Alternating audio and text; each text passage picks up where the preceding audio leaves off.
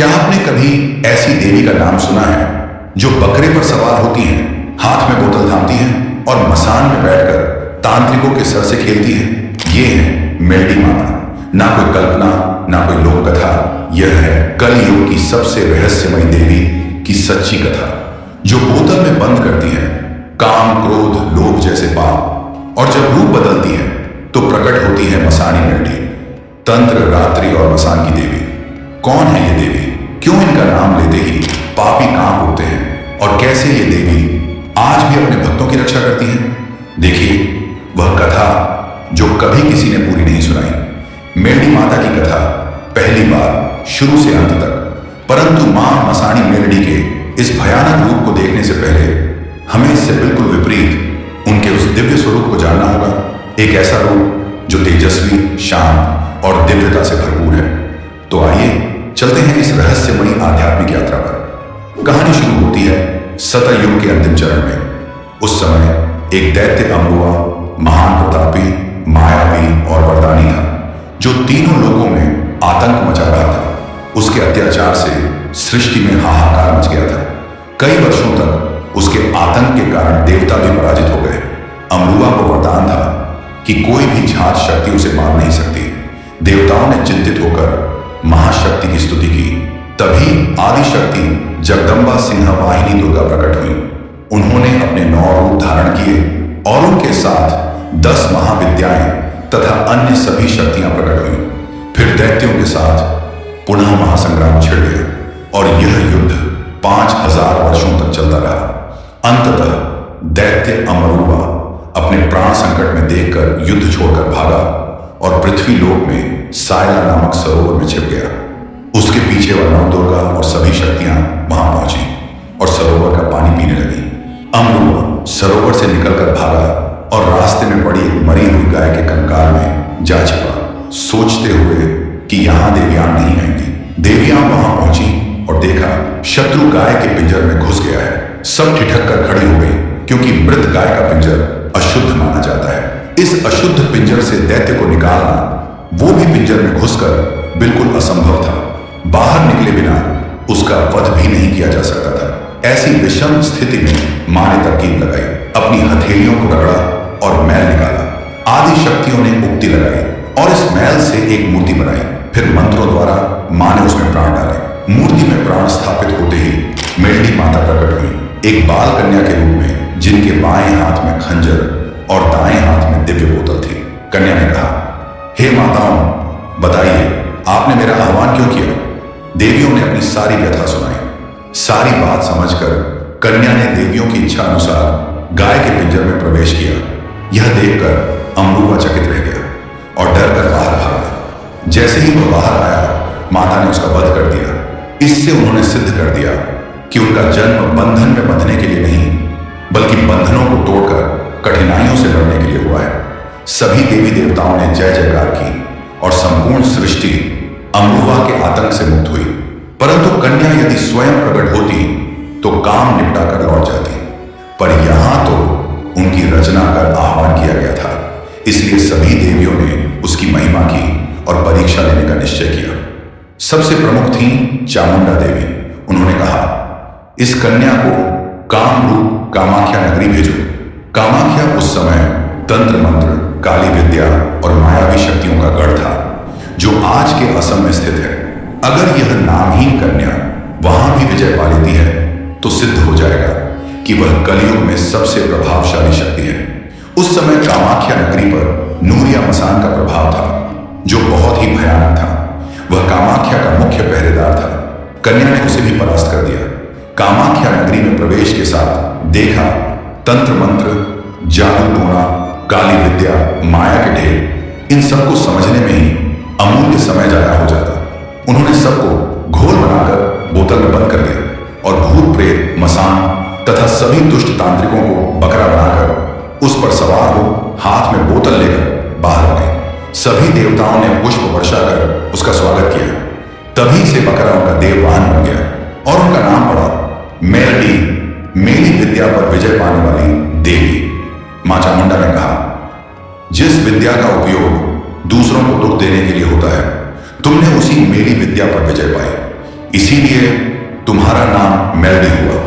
अब हम बढ़ते हैं सौराष्ट्र की ओर, वीरमगढ़ राज्य में। वहां के राजा भीम सिंह को एक बड़ी चिंता थी। उन्हें संतान नहीं थी। राजा रानी ने अनेक यज्ञ किए, कई मन्नतें मांगी, लेकिन कोई फल नहीं मिला। एक दिन रानी स्नान करने के लिए गिरनार पर्वत के पास के जंगल में गई। वहां उन्हें एक अद्भुत दृश्य दिखा। बकरे पर सवार एक कन्या, हाथ में त्रिशूल, खंजर और आंखों में तेज।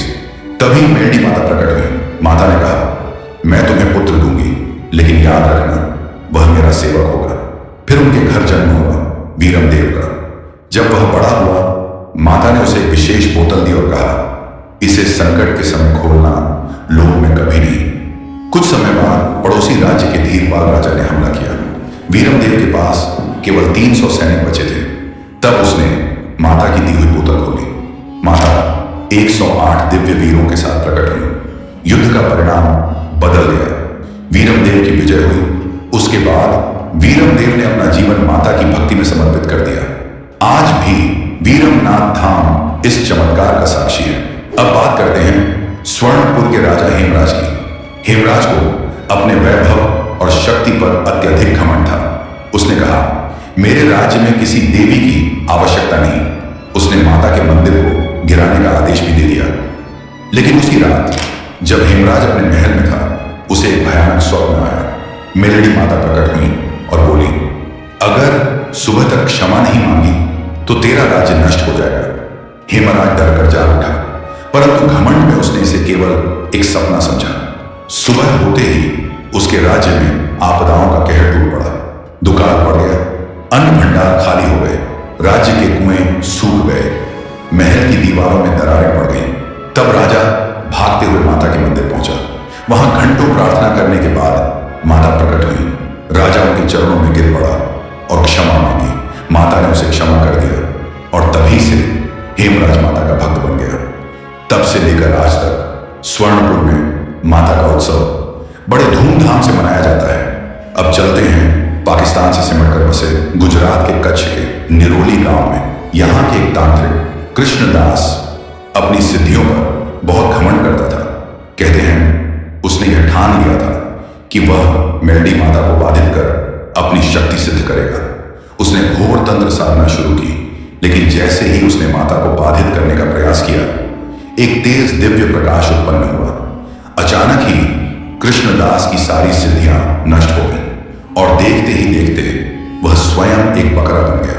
यह कहानी हमें सिखाती है कि शक्ति का घमंड नहीं पाना चाहिए। शक्ति का दुरुपयोग हमेशा आत्मविनाश का कारण बनता है।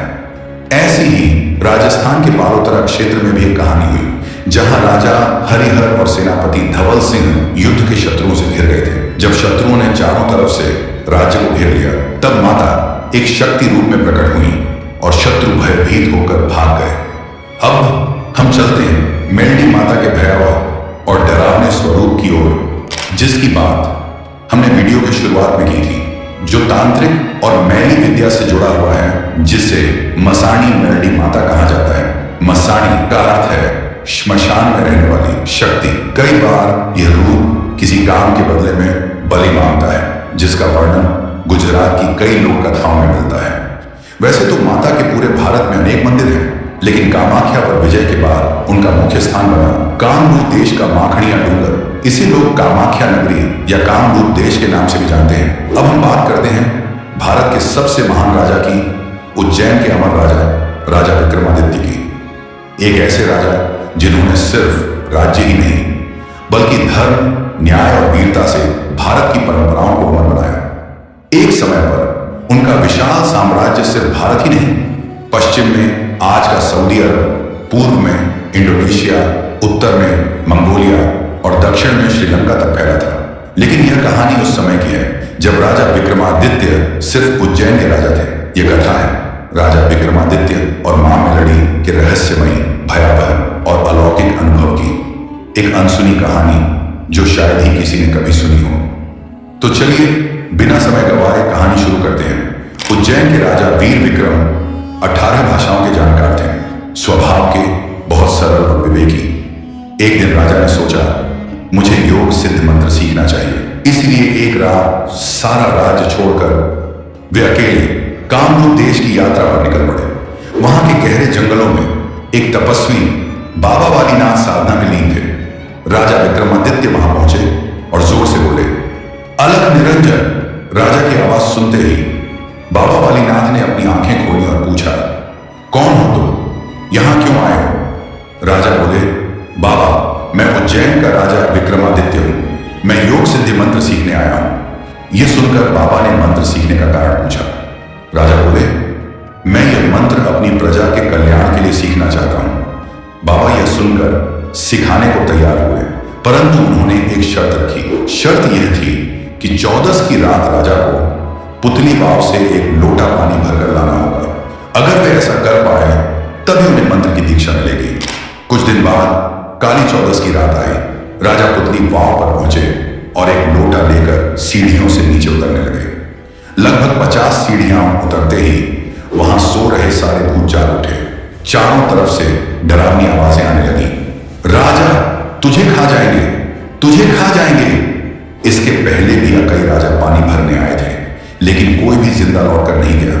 वाव के भीतर रहते थे करीब 1200 भूतों के पुतले, जो हर आने वाले राजा को अपने जैसा बनाना चाहते थे। राजा ने ऊपर आने की कोशिश की, पर हिल भी नहीं पाए। भूतों ने हंसते हुए कहा, यहां से कोई राजा बचकर नहीं गया, तू भी नहीं जा पाएगा। राजा को लगा मानो मौत सामने खड़ी हो। उन्होंने अपनी कुलदेवी हरसिद्धि माता को याद किया। माता प्रकट हुई और बोली, राजा, तुम यहां क्यों आए हो? राजा की सारी बातें सुनकर मां बोली, अगर तुमने मुझे कहा होता तो मैं ही तुम्हें मंत्र सिखा देती, लेकिन अब मैं तुम्हारी मदद नहीं कर सकती। यह कहकर माता अदृश्य हो गई। कुलदेवी ने मदद से इनकार कर दिया तो राजा का भय और बढ़ गया। राजा ने 64 जोगिनियों का मंत्र जपा जो उन्होंने सीखा था। 64 जोगिनियां प्रकट हुई, लेकिन उन्होंने भी मदद करने से इनकार कर दिया और अदृश्य हो गई। अब जब कोई मदद नहीं कर रहा था तो राजा बोले, क्या इस कामरूप देश में कोई देवता या पीर पैगंबर है जो मुझे यहां से जिंदा निकाल सके? मैं जो कहोगे वैसा करने को तैयार हूं। यह वचन मैं वीर विक्रम देता हूं। राजा की आवाज किसी ने नहीं सुनी, लेकिन मां खड़िया डूंगर वाली मसाणी मेलडी माता ने उनकी पुकार सुन ली। मसाणी मेलडी प्रकट हुई। जैसे ही उनके पैरों के घुंघरू बजे, सारे भूत प्रेत भाग गए। राजा ने माता से अपनी रक्षा की प्रार्थना की। माता ने राजा को सुरक्षित वाव से बाहर निकाला। जैसे ही वे बाहर आए, राजा झुककर बोले, माता जी, बताइए मैं आपके लिए क्या कर सकता हूं? माता बोली, मैं मसाणी मेलडी हूं, मुझे तुम्हारे कलेजे का भोग चाहिए। यह सुनते ही राजा ने अपनी कटार निकाली और कलेजा निकालने ही वाले थे कि माता ने रोक दिया। वे बोली, नहीं विक्रम, आज नहीं, पूरे 1 साल बाद गढ़ रुखिया श्मशान में आना, तब मैं तुम्हारा कलेजा लूंगी। राजा ने कहा, भले मां, जैसे आपकी इच्छा। और वे अपने राज्य लौट आए। समय बीता। 1 साल बाद काली 14 की रात आई।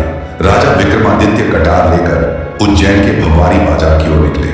धीरे धीरे वे उज्जैन के पूर्वी द्वार पर पहुंचे। वहां 4 जोगिनियां खप्पर ले आ रही थी, जिनको देखकर राजा बोले, हे जोग माया, आप कौन हैं और कहां जा रही हैं? जोगिनियां बोली, विक्रम, हम तेरी उज्जैन नगरी में जा रही हैं। भवरी बाजार के 7वें मंजिल के जरुखे पर सियावन सैयन नाम की औरत मेरे मंत्र जाप कर रही है। हम ये खप्पर वहां डाल देंगे, फिर अगले 6 महीने तक तेरी उज्जैन नगरी में लाशें ही लाशें बिछी रहेंगी। तेरा उज्जैन जिंदा जागता श्मशान बन जाएगा। यह सुनकर राजा विक्रमादित्य बहुत दुखी हुए। उन्होंने मन ही मन मां मेलडी को पुकारा और कहा, हे खप्पर जोगिनियों, अगर तुमने यहां से एक कदम भी आगे बढ़ाया तो तुम्हें मां मेलडी की कसम है। तुरंत ही चारों जोगिनियां वहीं पर पत्थर बन गई। इसके बाद राजा गढ़ रुखिया श्मशान पहुंचे। श्मशान की शुरुआत में काल भैरव और मां काली विराजमान थे। मां काली जानती थी कि राजा विक्रमादित्य अपना कलेजा मसाणी मेलडी को भोग देने जा रहे हैं, और अगर कलेजा जमीन पर गिर गया तो मां भोग स्वीकार नहीं करेंगे, राजा जीवित नहीं रह पाएगा। इसलिए काल भैरव को मनुष्य रूप में छुपाकर राजा के पीछे भेजा और कहा, जाओ काल भैरव, राजा जब कलेजा निकाले तो आप उसको पकड़ लेना और मां मेलडी को दे देना। उसी समय महल में राजा की रानी साथुरा को संदेह हुआ। उसने सोचा, आज काली 14 की रात मेरे स्वामी कहां जा रहे हैं। उसने पुरुष वेश धारण किया और घोड़ा लेकर राजा के पीछे निकल पड़ी। जैसे ही घोड़े के पैर शिप्रा नदी में पड़े, बाबा वालीनाथ बाहर निकले और 3 मंत्र बोले। तुरंत ही रानी घोड़े समेत पत्थर बन गई। उधर राजा विक्रमादित्य श्मशान पहुंचे। सामने से मसाणी मेलडी माता चलकर आ रही थी। उनके बाल खुले हुए थे, शरीर से रक्त टपक रहा था, मानो किसी को खाकर आ रही हो। माता के एक हाथ में चाकू था और दूसरे हाथ में खप्पर। माता ने हंसते हुए कहा, हे राजा विक्रम, लाओ मेरा भोग। राजा ने कटार निकाली, छाती पर मारी और कलेजा बाहर निकला। तुरंत ही काल भैरव ने कलेजा पकड़ लिया। माता ने पूछा, तुम कौन हो? काल भैरव बोले, मुझे क्षमा कीजिए, मैं काल भैरव हूं। मुझे मां काली ने भेजा था कलेजा पकड़ने के लिए, ताकि यह नीचे न गिरे और आप भोग स्वीकार करें। माता ने भोग स्वीकार किया और बोली, अब यह कलेजा राजा की छाती पर रख दो। काल भैरव ने कलेजा राजा की छाती पर रखा और राजा जीवित हो गए। राजा मां के चरणों में गिर पड़े और बोले, मां, कृपया आप मेरे राज्य में पधारिए। माता ने कहा, हे विक्रम, खड़ू की लकड़ी से एक छड़ी बनाओ, गाय के गोबर से ढाक बजाकर मेरा स्वागत करो। फिर अपने महल में सोने के सिंहासन पर वह छड़ी रख दो और अगर अचानक कुमकुम से भरे पांव के निशान दिखाई दें तो समझ लेना कि मैं स्वयं पधार चुकी हूं। यह मेरा वचन है। राजा जब महल लौटे तो रानी वहां से गायब थी। राजा चिंतित होकर मां मेलडी को पुकारने लगे। तुरंत ही मां मेलडी ने राजा का वेश धारण किया और बाबा वालीनाथ के पास पहुंची। वहां पहुंचकर गर्जना की, वालीनाथ, बाहर निकलो। बाबा बाहर आए और जल की अंजलि से छिड़काव किया। मां का स्वरूप बदल गया और वे काली नागिन बनकर बाबा के चरणों में लिपट गई। बाबा चौंकर बोले, देवी, मुझसे भूल हो गई, आप कौन हैं? माता बोली, मैं मसाणी मेलडी हूं। इस साधुरा रानी को पत्थर के बंधन से मुक्त करो। बाबा ने जल छिड़का और रानी अपने वास्तविक रूप में लौट आई। उसने महल लौटकर राजा से क्षमा मांगी। अगले दिन प्रातःकाल डाक और डमरू बजाकर मां का स्वागत किया गया। सिंहासन पर खड़ू की छड़ी रखी गई और तभी वहां कुमकुम से भरे पग चिन्ह प्रकट हो गए। मां मेलडी ने वहीं उज्जैन में स्थान ग्रहण किया। इसके बाद राजा ने सियावन सैयन को पकड़कर दंड दिया और चारों जोगनियां अदृश्य हो गई। इसके बाद राजा विक्रमादित्य ने मसाणी मेलडी माता की गहन सेवा और साधना की। उनकी भक्ति से प्रसन्न होकर माता ने उन्हें दुर्लभ विद्याएं और शक्तिशाली मातृ शक्तियों का वरदान दिया। इन्हीं वरदानों के बल पर राजा विक्रमादित्य ने तंत्र विद्या में अद्वितीय सिद्धि प्राप्त की और उन्हीं शक्तियों का प्रयोग कर उन्होंने अपने साम्राज्य की रक्षा की। इसी गौरवपूर्ण कथा का उल्लेख गुजरात, मध्य प्रदेश और राजस्थान की अनेकों लोक कथाओं में होता है, जहां राजा विक्रमादित्य के साथ उनकी रक्षक देवी के रूप में मां मसाणी देवी या मसाणी मेलडी माता की पूजा होती है। और इसी प्रकार उज्जैन नगरी से प्रारंभ कर समूचे एशिया खंड तक अपना साम्राज्य स्थापित करके राजा विक्रमादित्य बने चक्रवर्ती सम्राट राजा वीर विक्रमादित्य, भारतवर्ष के सबसे महान राजा। आज मेलडी माता की पूजा केवल एक देवी के रूप में नहीं होती, वे विकारों पर नियंत्रण, श्रद्धा, साहस और न्याय की प्रतीक है। जय माता मेलडी। अगर आपको माता की कथा प्रेरक लगी तो वीडियो को लाइक, शेयर और चैनल को सब्सक्राइब करना ना भूलें। कमेंट में लिखें जय माता मेलडी, ताकि आपके जीवन में भी मां का प्रकाश सदैव